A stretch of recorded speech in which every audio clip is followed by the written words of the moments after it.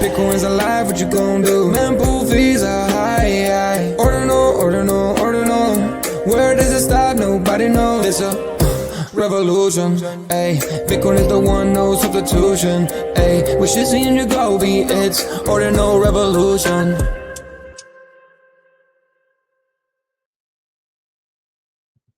Welcome back to Ordinal Revolution. My name is Shizzy. On this channel, we cover the entire Bitcoin Ordinal ecosystem. What is up, guys? We have an amazing show for you guys today. We have another interview with an amazing team. We got Bound Stablecoin. They're going to be an arch. They're going to be doing really amazing stuff in the Bitcoin ecosystem. We got more stablecoins.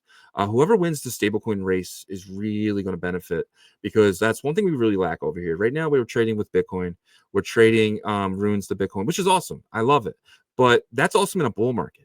In a bear market, you might want to go to cash. You might want to go to the stable coin. And that way, when the bear market hits again, you're ready to pick up some Bitcoin cheap or pick up some assets cheap, depending on your prerogative. But having a stable coin is really needed. Right now, we do have a couple right now, but they're not used. They're not being used at all, really. Hermetica and NUSD.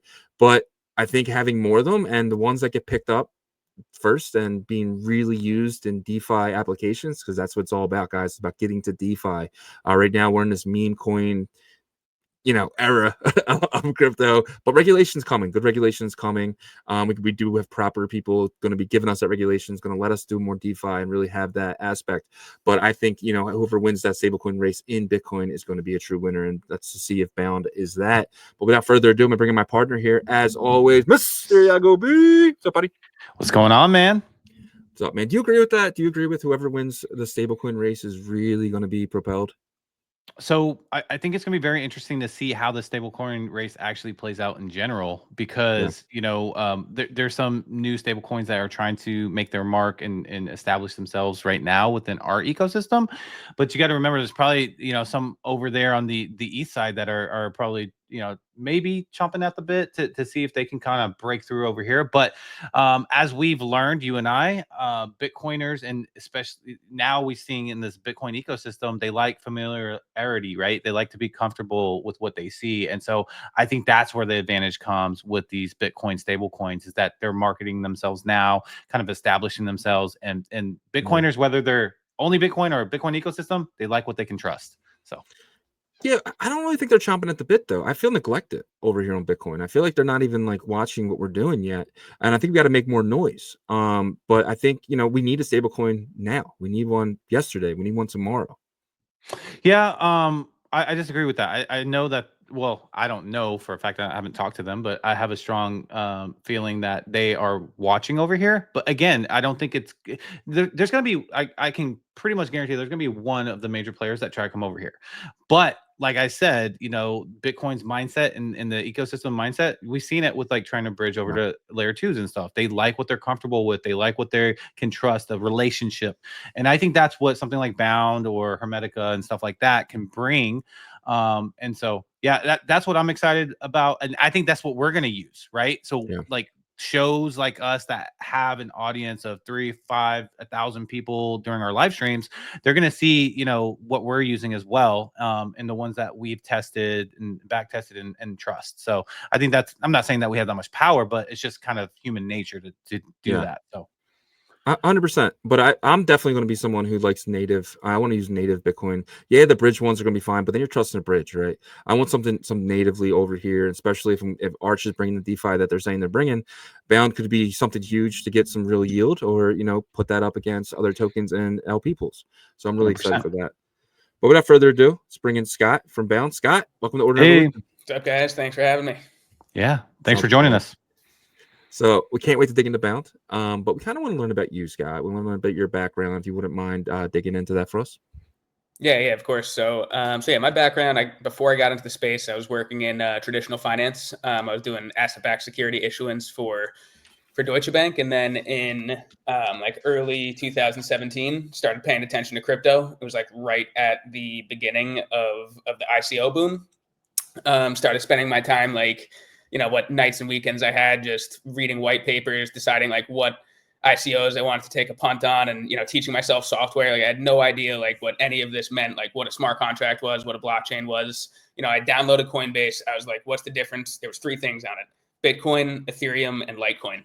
And I was like, what is the difference between these 3? All I know is that all of them have gone parabolic over the last month. Like I need to like understand like what the difference is.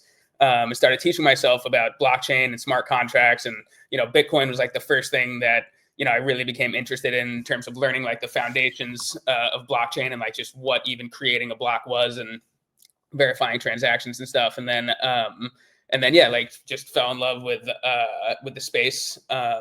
Started trying to go to conferences and stuff. I met the founder of this project, Icon, at a conference. It was the Korean Ethereum, if anyone remembers that. It was one of the hotter ICOs of like 2017, 2018 era. I was super pumped to meet the founder. He was ex-Deutsche Bank. I was current Deutsche Bank. So started, working that networking a little bit. And, one thing led to another. And he convinced me to join the space full time in early 2018.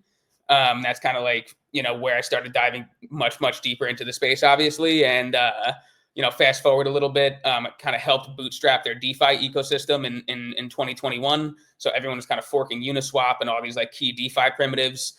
Wanted to do the same within the Icon ecosystem and kind of worked alongside a lot of different community developers to put those primitives together. One of them was a stablecoin, actually, like it's called Balanced. It was a MakerDAO style stablecoin along with an AMM. And then we did, borrow lend market, NFT marketplace. And me and this team within Icon found we really liked building apps. And that's what kind of got us to like break off and form our own kind of like app studio, where we wanted to leverage our experience building apps and our experience in traditional finance. I actually brought another guy from Deutsche Bank with me to Icon at the time.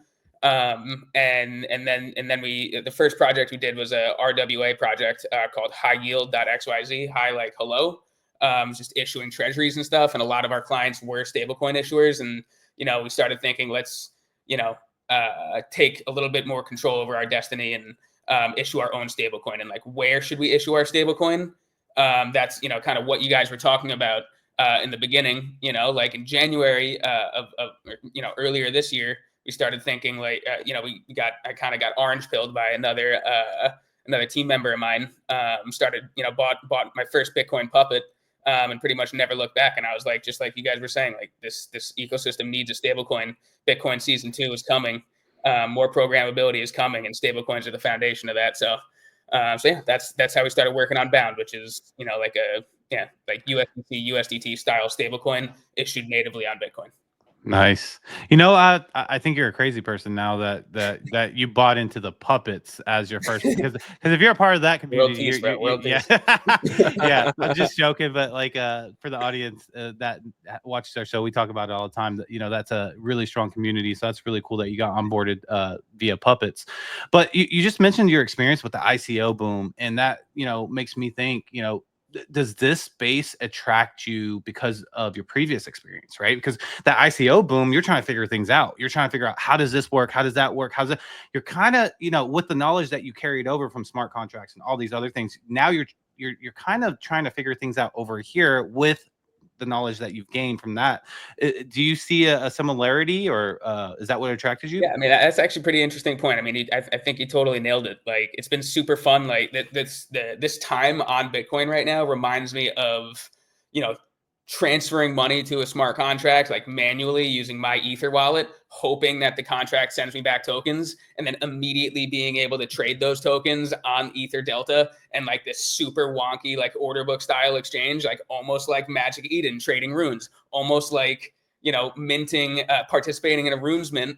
You send it, you hope your transaction is processed properly. Most of the time that it is, most of the time it gets included in a block, and then you go and list it on Magic Eden like straight away, and the trading starts like even while the ICO is the rune mint is happening. So yeah, it definitely reminds me of those early days on Ethereum as well.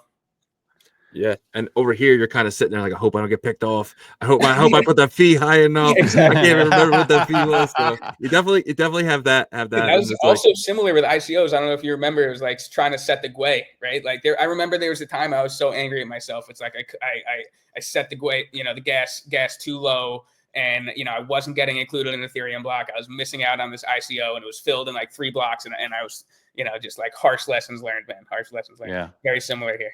Well, that makes me feel confident that we have the right people here, because it's drawing people over for sure. Yeah. I think like there's a solid mix of people who are have a lot of experience building on UTXO style blockchains that have and Bitcoin specifically. There's like some of the BSV community, there's some like Cardano community, and then there's also people coming like over from Ethereum ecosystems, from like yield farming ecosystems, like people who have experience building these types of things. And I think we're going to see a lot of fun innovation on Bitcoin going into early next year.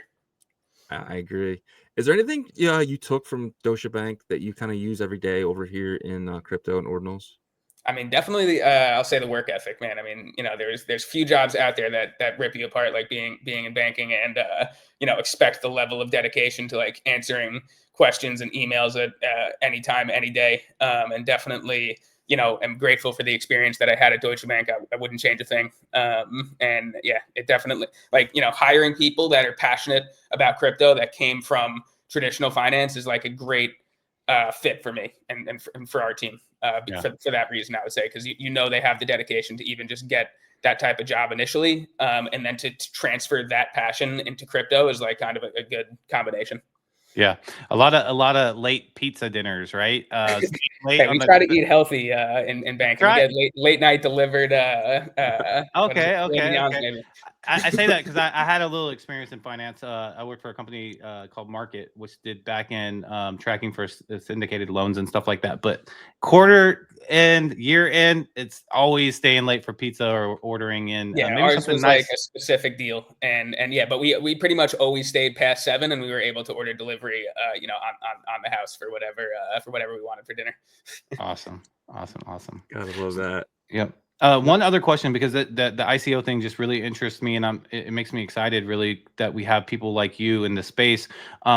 So what's your expectation? Because you saw what happened from let's say like the 2016, 2017, 2018 ICO, let's say that 3-year range, and then what Ethereum became. Now, obviously, you can't run back the exact same blueprint because the tech stack is different and Right. limitations are different. But you actually have to be more creative here. But are you expecting a similar type of scaling ability with what we have here?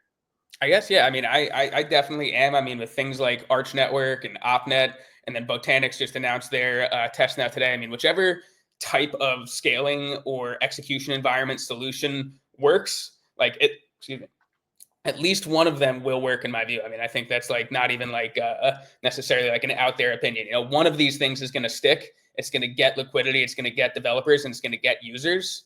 I think the demand for these types of activities is like very clear from the existing Ordinals, Runes, BRC20 community. I mean, like I saw a stat. I can't remember exactly the total amount of Bitcoin, but there's like 2,000 plus Bitcoin has been used in just minting runes, right? That's gone to miners as fees. Like that's straight up demand for like pure meme coins, right? Like no utility, nothing special, nothing crazy at all, just pure meme coins. That's pure, and that's like a very clear, specific, like you can't argue with that number. It's like a definitive amount of money that has been clearly stated as demand for meme coin trading and creating meme coins on Bitcoin.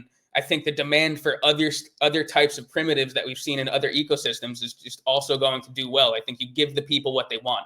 There's maybe some of them will have more trust assumptions than others, right? Like a pure rune mint that gets 2,000 BTC, like that's very trustless, right? But there could be other pockets of capital. Like I think some percentage of that 2,000 Bitcoin, for example, would be comfortable with other types of trust assumptions to enable these other primitives that we've seen in other ecosystems. So I think we're going to run back the playbook turbo in the Bitcoin ecosystem is kind of what my view is. Yeah. Let's go, man. Excited to hear that. Sure. Love that stat. And one other stat I wanted to bring up, and I brought it up on our live, was Magic Eden started with Solana. And a lot of the Solana community was upset because the Bitcoin community got more allocation for their upcoming air. Yeah. But if you look at the statistics in terms of, dollar amount value, like the Bitcoin side, like really clearly was much higher. But the community is pretty significantly smaller than the Solana community. So what that tells me is kind of what I've been thinking, and probably us have been thinking all along, is that like we might not be a huge community of users yet, but we do have impactful, you know, we make an impact, right? Yeah, and people that have been stacking sats. I mean, that's exactly. What it comes down to. You know, these people, like this community has been stacking sats for like multiple cycles at this point, and they're ready to go. And I think, you know, excited for what is coming to the Bitcoin ecosystem. Totally 100%. agree. Yeah, and we're in a $2 trillion ecosystem, right? No other ecosystem can say that, right? And by the end of the year, by end of next year, we could be at $10 trillion ecosystem, just Bitcoin alone. And I feel like that could really give, you know, the entire space. We finally get like maybe that badge on our shoulders saying we're real, we're legitimate, we're here to stay. No, I We mean, ain't a going lot of nowhere. exciting stuff is coming, man. I completely agree. I mean, who knows what's going to happen with OP-Cat?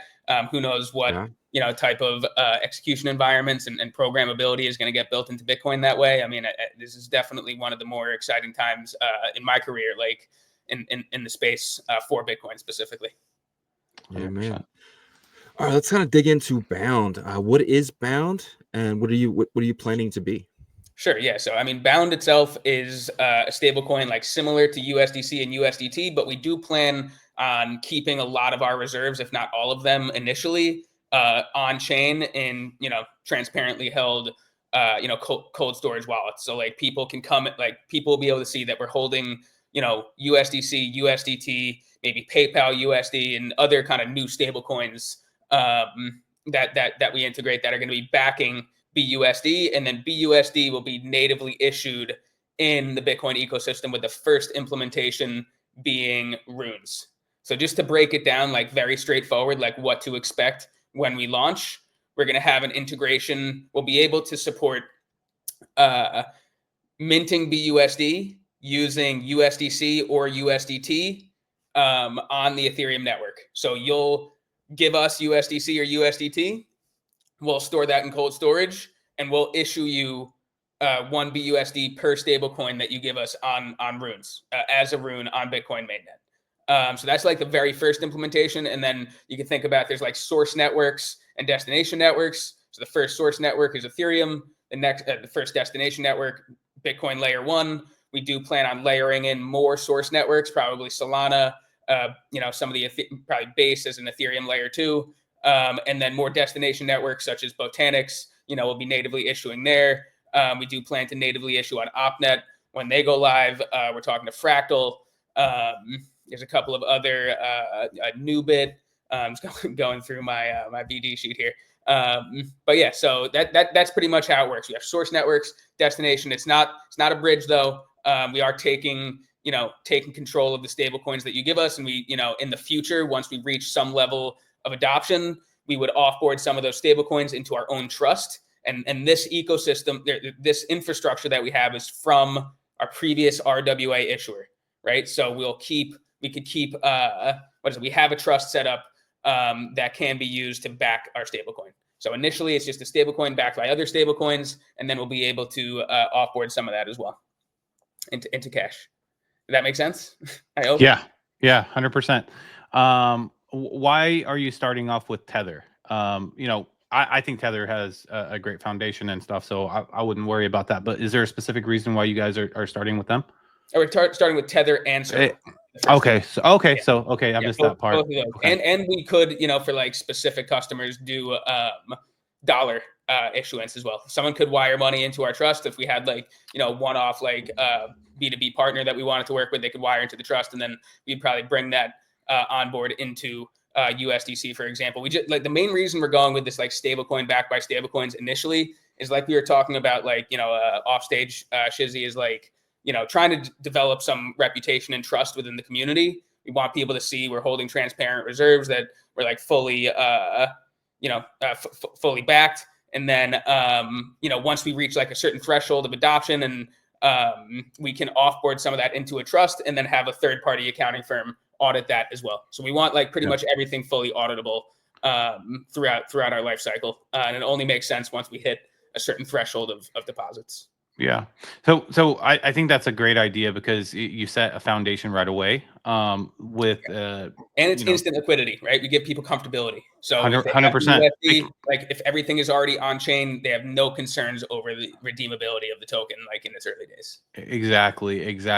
But I don't know if we were talking about this, I think pre-show too, is I said that maybe one of these larger brands from the Ethereum side is eyeing the space right now. Do you see that same thing happening to where that they're going to come over here and try to compete with you guys, or do you feel like they already have enough market share that they're not really paying attention?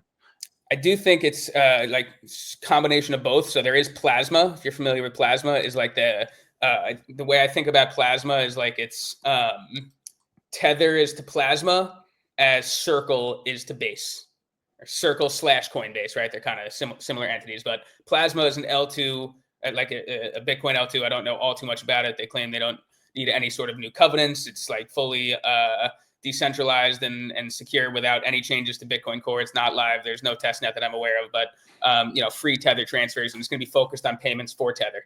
Like what I don't see Tether and Plasma necessarily focusing on in the niche and target market that we have within the Bitcoin ecosystem is more the runes trader, the degen community, like the yield farming community. Like Tether is going to be focused on payments. I'm sure there'll be some DeFi protocols that go on Plasma, but I don't see them bringing something to mainnet for runes, or building products for the people who don't want to bridge over to Plasma, or the people that don't want to go to L2s. So, we're going to be planned to be, everywhere that there's pockets of activity within the Bitcoin ecosystem. Gotcha. And for that matter, we could act, like longer term. As I said, we're going to have like this backing that's like a basket of various other stable coins. And this goes a little bit to what you guys were talking about pre-show, Shizzy, talking about how, whoever wins the stablecoin race is going to do great. Our thesis is actually a little bit more so that there's going to be a lot of stablecoins to the point that, like, you could think of the number of stablecoins as the number of banks we have today. I mean, there's regional banks, there's banks all over the world. There's countless banks. Like a stablecoin is really just like a deposit token when it comes down to it.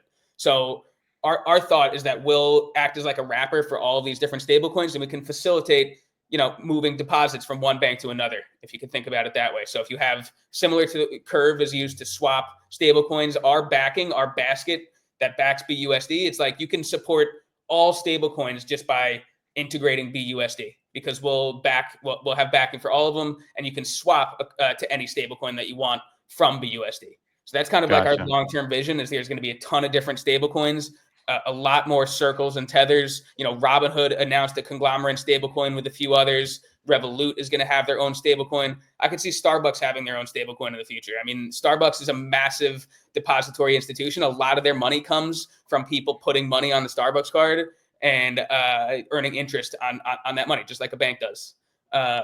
So that's kind of our thought on that side. There's going to be a lot of different stablecoins, and we can facilitate like swapping between them. Yeah, I like how. Go ahead. Sorry.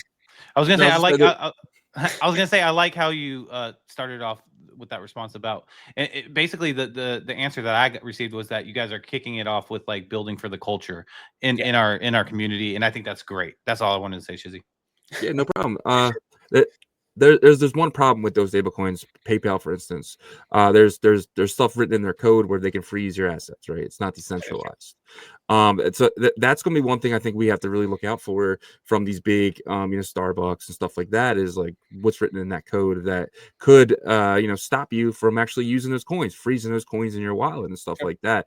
And that's why I added that recently. Exactly. So that's why having something like you guys is pretty awesome in that sense, because you guys are holding the tokens. I want to ask you the question, because Tether, obviously they hold bonds, right? US bonds and stuff like that. Do you have any interest in doing that? And with El Salvador recently making volcano bonds on the Bitcoin blockchain, is that something maybe you're interested in as well? It's definitely something I'm not super familiar with, but pretty interesting. I guess that makes sense. They're issuing bonds backed by the because they mine Bitcoin with the volcanic energy, right? That's pretty interesting. Yeah. But yeah, I guess to your question in terms of holding treasuries, I do think longer term that'll be some portion of the backing of BUSD will be treasuries once we hit like a certain capacity, because we want it to be profitable enough and make sense to the point that we would have a third-party auditor come in and verify that for the community, right? You don't want to start offboarding once we have like, 200K, 500K of deposits, like immediately start taking that into cash and buying treasuries. That's not like the best look when we, initially get started. But, we do have the infrastructure for that. We have a relationship with a broker dealer in the States. We have a trust set up, a trust partner in the United States as well. So, we have the infrastructure to be able to do that. I think, we could take advantage of perhaps some on-chain yields. We could leverage like high yield as well, like our previous product, like depositing into that, to get some extra yield. But initially going to be playing it super conservative, no yield generation with the reserves, no revenue. And that actually does play into a little bit of what I was saying earlier, is like, how are we going to generate money off this? If we're going to generate revenue off it, if we're going to be super conservative with all of the reserves, is building financial products kind of around Bound. So I don't want to like talk too much about that. We're keeping it a little close to chest for now, but we do have some exciting stuff that we're building around Bound, that should, I can talk more about and should have like an MVP in, let's say a month and a half or so. We can maybe talk more about that, but building financial products around it. Yeah. So that's kind of the business plan in terms of initial sustainability and growth, right? Yeah. But that's awesome to know that you guys do have a plan, because free is great, but free doesn't pay the bills, right? Yeah, exactly. So you got to figure out something out there. I'm gonna pivot a little bit. I saw that you guys got added to Saturn Dex, which is building on Arch Network. And Shizzy and I know that you guys are a part of the Arch Network ecosystem as well. What has that experience been like working with Saturn, and the scaling solution that is saying that it's going to make you feel like you're on layer one, right? What has that experience been like for you, and what are your expectations? Yeah, I mean, it's been great. The Arch Network team is like super professional, extremely responsive. It's been great to work with them. They've kept us in the loop, like, step by step. They've been good, like with developer documentation. I mean, from like an implementation standpoint, it's been absolutely great working with them. And just, co-marketing, social media, all around. It's been great working with them. And I am excited for Arch Network. In fact, when, if you go back to my story a little bit, right, I bought Puppets earlier in the year, and I was thinking about like, how can we contribute to this ecosystem? Stablecoin was one thing we were thinking about. We ultimately went with that. But during my research, I was like, oh, maybe we should create like a execution environment that actually goes after the on-chain existing Ordinals user and Runes Trader. Like, you look at all the existing L2s. There's a handful of them, right? There's like Merlin, BEVM, BitLayer. They're all like very similar experience to like bridging off of Bitcoin, downloading a new wallet. Like, it's not really targeting the Ordinals user or the Runes user. And I was thinking, oh, maybe we should do an execution environment that actually, targets this pocket of capital and these users. And then while I was researching, I found Arch, and I was like, all right, maybe instead of doing that, we should do a stablecoin. And that's kind of how we got to. So I definitely thought it was a great idea. I thought I had the original idea, but ideas are cheap, and Arch Network executed. And I'm excited to see somebody actually like give this a try and see how it turns out. Do you think it's the variable that turns on the, I guess, like onboards the more of the masses, because it makes it more flexible and quicker, and all that, the experience is better? Yeah, I mean, I think like what people are going to be posting on social media and saying something like maybe posting a short video, and it's like a trade executed in seconds, and it's like, believe it or not, I'm trading on Bitcoin. Like, I just think that's going to gain a lot of traction and get a lot of eyeballs, and just start the I guess kind of strengthen the migration of people from other ecosystems onto Bitcoin, as people see like what's actually possible and what's actually being built. I think right now, I mean, clearly people are still kind of hesitant to move capital over to Bitcoin and give it a try. They still think it's too early. It may or may not work. I think they're fading at their own peril. Gotcha. Yeah, man. So has any DeFi projects reached out to you guys, maybe from Arch or somewhere else, to maybe partner with you guys and potentially add yield to your stablecoin? Yeah, I mean, we definitely want to find like a good borrow lend market. We have spoken to Liquidium here and there, but nothing specific for integrations on mainnet just yet. Saturn has been probably our closest partner so far, in terms of actually having, we're part of their incentivized testnet. We have a pool listed there. Saturn, I would say, is the main one. But then like within other ecosystems. Like there's spoken to Hermetica about setting up like a stable swap pool on Saturn as well. And then on Botanics, like some of their lending markets and CDP protocols we've spoken to. But yeah, we've been getting around talking to a number of different protocols. I think like where we see the most promise is in these kind of up and coming networks, like Arch Network and OpNet and Botanics. Yeah, Fluid might be actually a good one to look into because they Fluid tokens. They're in the Arch network as well, and they're going to be adding borrowing and lending. So just wanted to put in the back. Okay, yeah, they are on my list here. I have status need intro. So if anybody wants to shoot me an intro to Fluid Team, that would be great. Well, that anybody would be us because they're one of our partners. So yeah. So we can definitely intro you guys. But yeah, that's one of the things that I love to do, Shizzy, is like connect these builders and help with the innovation part. But yeah, that's awesome, man. That's awesome. So I do want to get into some of just the market stuff with you as well because you are DGen. I know you are because you told us you bought a puppet. But before that, like I'd like for to give you a chance to maybe anything that we haven't covered with Bound that you wanted to maybe let the community know about. No, I mean, I think we've done a great job getting through it. I mean, follow us on Twitter, at Bound USD. We're going to have exciting updates coming. We're going to be building financial products around Bound, like I mentioned. So, definitely give us a follow, and there should be some fun things you can do with BUSD coming up early next year. Awesome. Love to hear it. All right. This is my favorite part, getting to the DGen stuff. All right. So what, as a user, are you looking at right now? Like what are you trading? What are you looking at in terms of your personal thing? And you don't have to get into too much like depth detail about it, but like what are you looking at? Yeah, I mean, I think all eyes on Magic Eden right now. No, I mean, it should, like we talked about it a little bit earlier. I've been diamond farming since the halving, and hopefully it pays off. So it's going to be, I think in 20 minutes actually they're dropping token allocations. I'm hoping that all my wallets are linked. That I download I got the app, the mobile app ready to go, and hoping everything goes smooth. But definitely interested to see if it's like I think expectations are kind of sky high there. So I'm keeping mine like super tempered. I think that like everyone saw what Hyperliquid did, and expecting like the same for Magic Eden. I'm a little nervous, but in the end it's free money, so can't really complain. Yeah.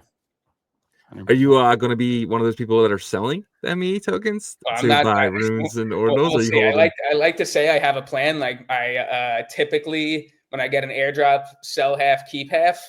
Because I don't want to be that salty guy who while tokens going up and to the right post airdrop, but I also don't want to be kicking myself. And I've been in both scenarios, and I never seem to get it right. So it seems like half and half is my logical move, and then we'll see what actually happens when I start looking at the charts and stuff. Yeah. Well, so a lot of people are anticipating that a lot of the ME allocation is going to help boost the runes and ordinals, floor and the ecosystem. Is that what you're seeing possibly happen? I mean, I hope so. I think like there was some potential anticipation of that. I saw, I've been following puppets, and other ordinals are pretty well in the green today compared to where they were over the last couple of days. So I think there might be some pre-positioning there going on. Same with just the pups rune is up like 10-20% over the last couple of days. I think there is some pre-positioning, which makes me a little bit nervous that the upside is already kind of getting captured through people pre-positioning there, and we'll see what happens. I mean, I definitely am very long on runes. I'm not like as much of an active trader. I'm in the trenches paying attention, but I'm definitely I'm long and strong runes and ordinals going into the Magic Eden airdrop. Yeah. 100%. I mean, I think it's going to be pretty interesting to see like which community ends up like having more trading volume, so like just where it has more impact. I saw someone talking about that recently on Twitter. Just like, will the flows be people selling Magic Eden on Solana for Sol, then selling that Sol for Bitcoin, then buying Bitcoin assets? Or will it be people keeping their assets on Solana and buying Solana meme coins? So we'll kind of see how this turns out. I'm not exactly sure like you guys said, I think a lot of the money or a lot of the airdrop is going to Magic Eden. So we'll see, or is going to the Bitcoin community. So we'll see. Yeah, man. We recently seen a huge resurgence of BRC20s. I'm not sure if you noticed, but over the last course of a couple of days, they really came back, and we've noticed the East, meaning China and Asia and all that area, really likes the BRC20s, while the West really likes the runes. Do you see yourself more, maybe even playing or not playing in BRC20s anymore? I haven't played much in BRC20s. I think I'm like very stereotypical based on the buckets that you just created there. Yeah. But what is it? I did see that Ordi is like quietly mooning while no one in the West is really paying attention. And also, I've like talked to the Fractal team a decent amount, and we are kind of excited about their community as well. Like I got kind of closer with the dot swap team during token 2049, spoke to them a lot about Fractal and got, cat pilled a little bit on cat 20 tokens. And what is it? They are very like Fractal has cat 20 and BRC 20. I would say like the top two token standards there. And like, talking to the Fractal team, they would be interested in us issuing BUSD on one of those standards as opposed to a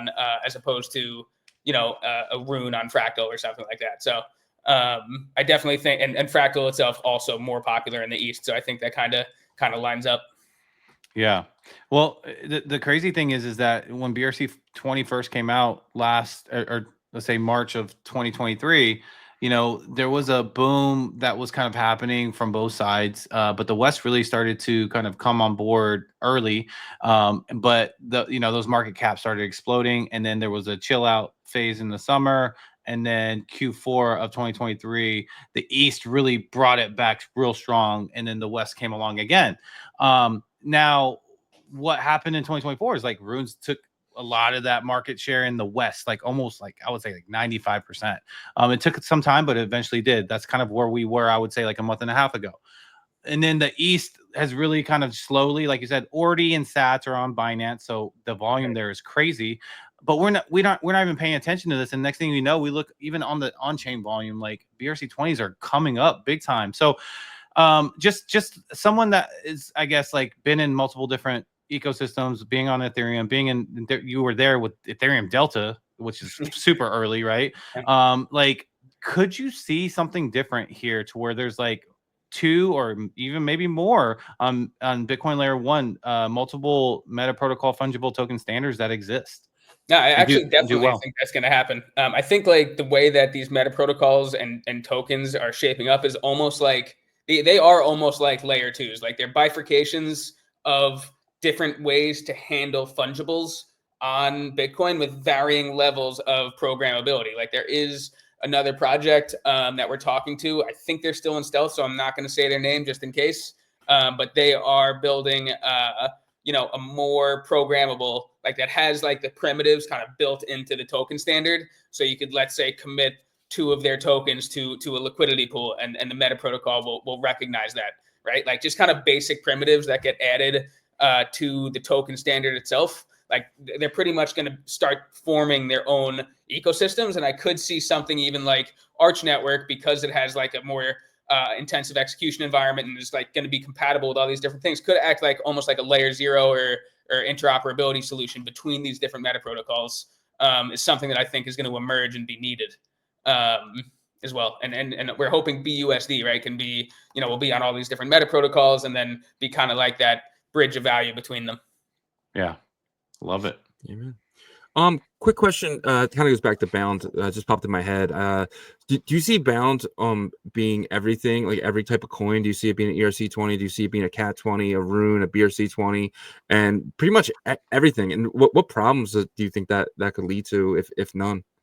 Yeah, if none. I like that. None is the answer. I mean, I think that's part of our strategy is we want to be aggressive. We want to go where the builders are. We want to go where people are experimenting. We want to enable them to have the critical pieces that they need for their ecosystem to be successful or not, right? Like you don't want to try to build something and then it's like, oh, we have no stablecoin, and that's why we couldn't attract any capital because we had no ability for leverage or what have you. So we want to be there. We want to be early with these different ecosystems and help Bitcoin builders experiment. So I guess, from our perspective, like the issuance of BUSD is like not the most complicated thing in the world. It's like a very basic token contract or just a token. I mean, in the end, it's a fairly centralized product. So it's easy for us to be nimble and go where the capital goes and go where the builders go. So, I'm not all too concerned with having, BRC20 issuance, a CAT20 issuance, an OP20 issuance, ERC20 on Botanics, runes on mainnet. I'm not too concerned with all that. I'll have a clean admin dashboard. We'll be able to see where the, where all of our liquidity is. We'll have all of our reserves very transparent. It should all kind of line up fairly easily. Love it, man. Absolutely love it. Well, I just want to thank you so much for your time, man. Really appreciate it. I think our audience definitely going to learn a lot from this. I definitely want to give you the stage, kind of our thank you for coming on. This time is yours. If there's anything you want to say to the audience. Okay. All right. Yeah. I mean, definitely Bitcoin season 2 is coming. If you haven't checked out Ordinals or runes or what's going on in the Bitcoin ecosystem, now is the time to check it out. It's definitely still early. And yeah, Q1 is when I see the fireworks happening. So Arch Network launch, Botanics may launch then, possibly OpNet. Bound will be there, and we'll have some interesting products built around BUSD. So be ready. Awesome. This is amazing. All right, man. You're always welcome back on the show, of course, and hopefully we'll see you on one of these Arch Thursday segments. But we appreciate your time, Scott, and we will talk to you soon. All right, take it easy, guys. Thank you. All right, Thanks, Scott. bye. Well, that was absolutely amazing. Really looking forward to what these guys are building. I just like I said in the very beginning, stablecoins are here, and they need to be here on Bitcoin. We need them. We need them yesterday. We need them tomorrow. Yeah, and I love the experience that Scott and his team has, going through the, building basically of the Ethereum ecosystem too, right? So they bring that in the ICO kind of boom and phase to where that was even before, where they had to kind of conceptualize what the ecosystem would be. So we have the right people, I think, in the right places. And you're right, stablecoins are definitely needed. I can't wait to be able to use Bound on Arch Network. I'm going to try to use it on the test net. But yeah, super excited. And we thank you guys for checking out this episode. We hope that you guys learned at least one thing from each and every episode that we do, each episode or live stream. That is our goal. And if you guys have some extra time, if you wouldn't mind checking out our partners, Emblem Vault is going to be the interoperability tool, in my opinion, of Bitcoin Layer 1 assets. You're gonna be able to jump your Ordinal, your Puppet from Bitcoin to Merlin, from Bitcoin to Solana, from Bitcoin to Base.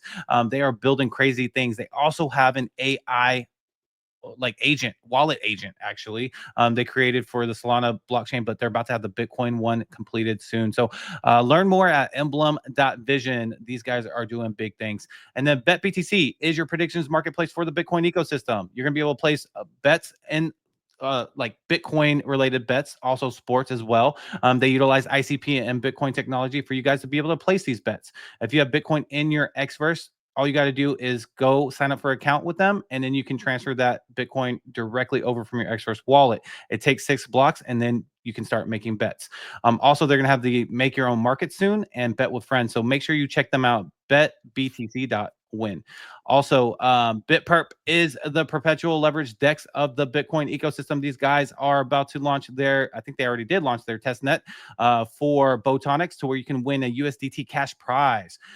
Go check these guys out at bitperp.io. You can trade, in the future, you're going to be able to trade runes and other Bitcoin Layer 1 fungibles. So be excited about that, as I am. Ordinal Hive is the aggregator Ordinal marketplace for Bitcoin Layer 1 and Layer 2. You're going to be able to find the cheapest Ordinals on both of those layers. Also, you can utilize their tools. Their analytics allow you as a trader to find out what is popping, what's hot, what is trading. Get in early before certain Ordinal collections really take off. So check them out at beta.ordinalhive.io. If you're not whitelisted, you need to reach out to them in their Discord, and they will add your address to the whitelist to access that site. And then Fluid Tokens is the innovators, basically, of Bitcoin Layer 1. They are UTXO wizards that came over from Cardano. They're still building on Cardano. They're actually building a bridge from Cardano to Bitcoin and vice versa. They're the first to create retail user vault staking vaults. So if you are a Ordinal collection founder, or you started a Rune token or a BRC20, actually, because they announced that they're going to start integrating those, reach out to Raul, which is a CTO. He will set you up a staking vault for your community or your holders to be able to earn off of their assets. They also have a DEX you can swap runes. They split them up for you, and like I said, they are building that bridge for interoperability from Cardano to Bitcoin. Foxy is the metaverse. Bitverse is the name of their metaverse. They're building on Bitcoin layer 1. They have the bit miners where you can actually earn assets by mining them. It's really cool. They have the Ultra Mythic, which is the second most rare bit miner that is about to start a campaign to where you can, well, they actually did start a campaign. Sorry, got those mixed up, but they started a campaign to where you can earn Dog of the Moon starting now, but you got to maintain your bit miner, guys. If you don't have a bit miner, you want one, go to Mscribe and you can still mint them. Also, they have the first-person shooter game called Clan Wars, which you will see the Satoshi Sniper, which is a collaboration between Ordinal Revolution and Foxy. More details to come with that as well. And then finally, Merlin Chain is your #1 scaling solution for Bitcoin native L1 assets and protocols. If you're a builder on Bitcoin layer 1 and you want your protocol to be more flexible, more user-friendly, you can build it on Merlin Chain. You can bridge L1 assets to Merlin Chain Bitcoin layer 2. But also, if you're a builder, you can apply for grants, because a couple of our partners applied and it got approved. You just have to be a serious builder and apply and get approved. They also have amazing builder support there. And if you're a retail user and you want to be able to, swap for Dog of the Moon in a more fast and seamless environment, you can do that with merlinswap.org. We appreciate you guys checking out our partners. Yep. And if you guys wouldn't mind checking out ordinalrevolution.com, we have some of the best articles dating all the way back to last year. If you know someone just entering the space, send them our website. We really feel like it can help them get started and get caught up to where we are today. If you guys are looking for a VPN to get your ME tokens, don't be afraid to use Nord. It's my personal favorite. You can put it to El Salvador and anywhere else. We're here in El Salvador works for that, but we'll find out. If you guys need tickets to Bitcoin 2025 Las Vegas, we have them here. Check them out here. They go up every Friday. It seems like they get more and more expensive, so don't wait till next year. Get them as soon as possible. And we do have merch. Check out our merch store. We have some of the best merch in all crypto and not just Ordinal, so check it out here. We got everything you may need. You can go up to the top here and click hoodies and t-shirts and everything else. We have some of the best hoodies. It's hoodie time. Get yourself a hoodie. We appreciate you guys, and we are live Monday to Friday, 11 a.m. Eastern, 10 a.m. Central, 8 p.m. Pacific, and 4 p.m. UTC. Check us out all week, guys, and until tomorrow. Peace. Ordinal Revolution. Let's go.